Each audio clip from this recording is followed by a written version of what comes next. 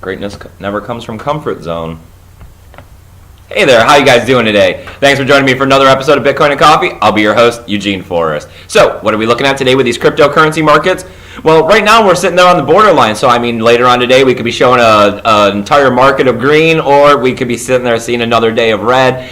Trading is what it's always about, and that's what determines the value on our market. Right now we're looking at a market cap that's up a little bit, though, coming in at $715 billion. Like I said, we're definitely well on our way to $1 trillion sooner, a lot rather than later. We got about 42.6 billion traded in the last 24 hours. That's down a little bit on yesterday, but these numbers are still great for how much is being moved around in 24 hours for this cryptocurrency value. BTC dominance is continuing to slip backwards a little bit again today. Am I really concerned about it? No, not really. You get over these things. As I keep saying, the difference between the altcoin and Bitcoin is always a seesaw effect. You see, one go up and then eventually the other will go up. They're saying that yesterday potentially the bubble for the altcoins had been popped with everything that was going on, with the FUD in the market and the potential South Korean ban that was a lot more FUD than it was realistic, could lead back to the seesaw effect beginning to possibly today, as early as today, and leading back into the value of Bitcoin. But what are we looking at right now? Well, we got Bitcoin making some sideways movement at 14K, and there's nothing wrong with that price. We definitely are trying to shoot for $50,000, $60,000, $80,000 for a price of Bitcoin by the end of the year. We got absolutely nothing but going for it. Lightning Network is, getting a foothold. Segregated Witness, we're definitely making that push with Coinbase to get on board with that. And as more and more of these big name people get on there and get Segregated Witness, it'll make it easier for the Lightning Network. And we're looking at a potential for transactions being instantaneous for the price of a Satoshi or two. Wow. You can't create that kind of value in the altcoins. So, as we move down the list, we got Ethereum. They're moving back upwards today. They're up about 4.8%, coming in $1,276. Nothing wrong with that price at all. There's still starting to be that controversy of whether or not Ethereum has some real value, whether or not someone's going to be taking over that space with the smart contracts due to the fact that they had some scaling issues. We got, the founder of it potentially talking bad about it not that long ago. So, Ethereum's a little up in the air at the moment, but I still hold it. A lot of people diversify their portfolio by holding Ethereum, so it's probably going to be around for a lot longer than what you think it's going to be. So we got Ripple. They're up a little bit, about 7.5%, coming in at $2.08. A little bit of a surprise after all the pullback we had seen from them not making it onto Coinbase as the rumor was being spread about. But they got a little good news coming out today, so it's definitely helping to pump that price back up. Bitcoin Cash dropping 1% today, but that's really no big deal. Anything within 5% is standard day trading, coming at $2,591. Like I said, this one's going to be here for a while. No one's giving up on that one, and they're definitely going to be trying to keep pumping it when they can.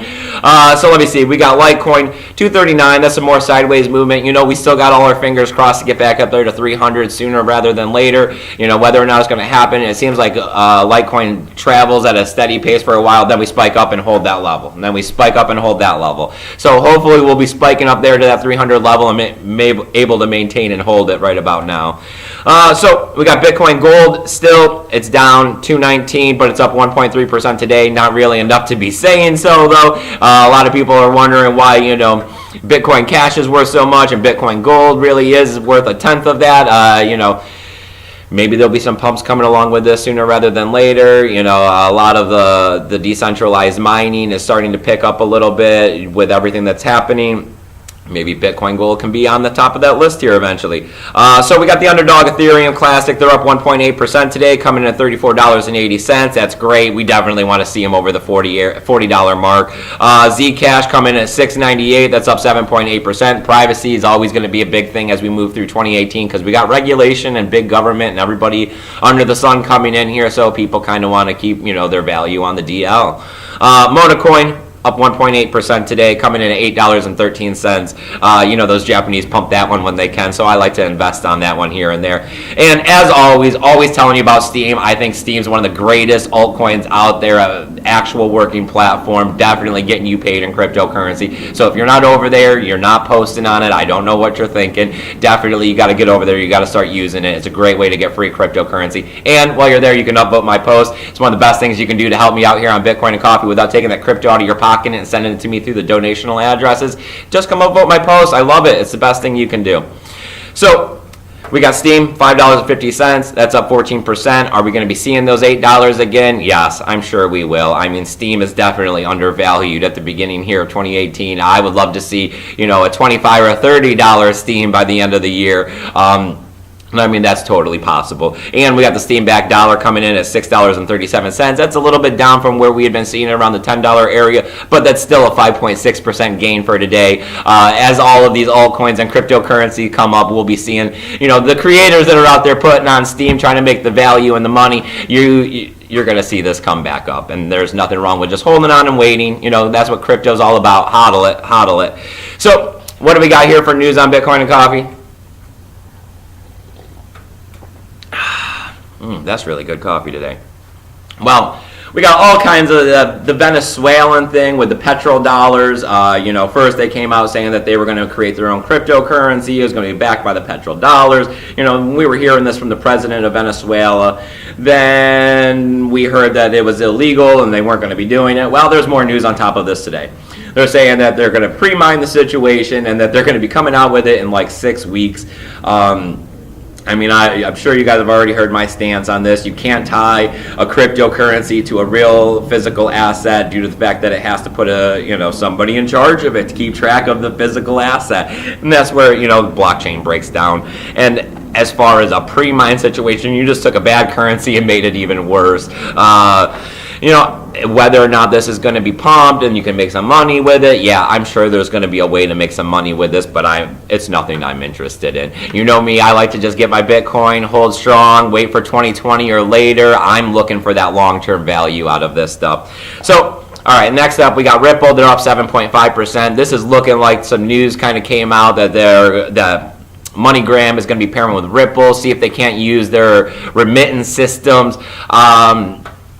There's a lot of stuff going on with Ripple. They got pumped. A lot of people are still having trouble understanding what the token is used for because it's not actually necessarily used in their remittance payment system. The fact that it's centralized, the fact that they can shut down an account, they can shut down the blockchain, definitely makes this one of the not most secure, decentralized cryptocurrency. This is definitely very centralized. This is definitely very bank-oriented and not very different than what we currently already see in our banking systems.